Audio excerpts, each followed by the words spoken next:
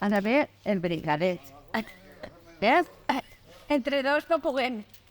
En l'edifici que tenim darrere n'hi ha un centre de salut. I me pertoca estar ahí, Exacte. però per qüestió de mobilitat jo no puc vindre així. En el cotxe no puc.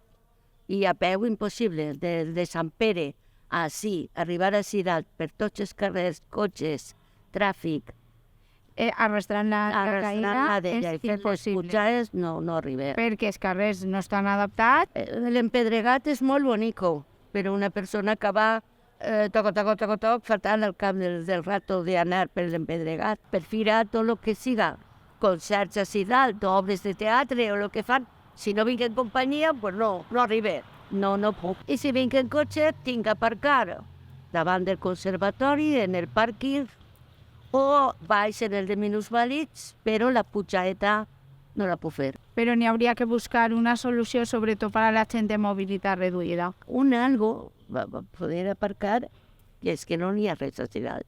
Damunt, la gent que ve a este centre de salut, Quasi tot gent major. gent major. I entonces tu has arribat a la determinació de no canviar. De no canviar-me de centre de salut. I si algun dia necessite que vinga algú de metges o algo, pues tindria que cridar a una ambulància o portar-la jo personalment.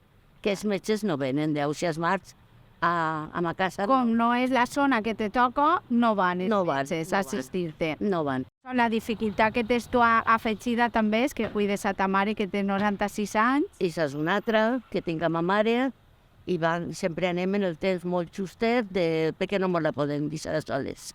Clar. Sempre té que tindre algú. I ta mare sí que està en este centre de salut. A ma mare sí que la canvia. Entonces a ma mare venen i la tenen les enfermeres, els metges, Claro. però jo a ma mare ja no la puc dur així. Clar. O com m'apanye jo les dos, és impossible. Com és el dia a dia de cuidar a dos persones dependents? Tens ajuda? Tinc ajudes, tinc lo de la llei de dependència, i venen hora i mitja, però clar, a les hores que venen, i gràcies, entonces aprofite jo per anar a comprar o fer gestions de banc. Però, Nieves, jo crec que una hora i mitja al dia és molt poc. Pa un nivell 2. Pa un nivell 2. Però és que tinguera un nivell 3 me donarien 2 hores, no me'n donarien més.